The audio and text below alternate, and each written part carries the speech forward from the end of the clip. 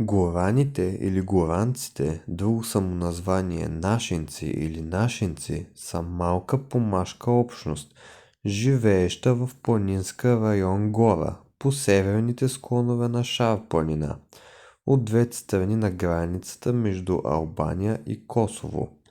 Албанците наричат населението на Гора горани, торбеши или българи.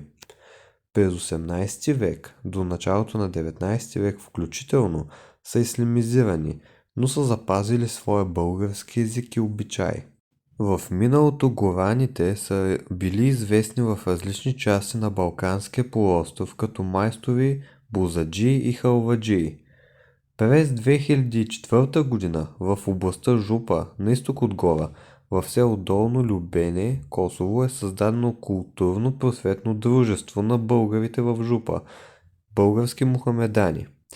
Организацията си поставя за цел да съхранява и развива културата и традициите на българската общност в Косово.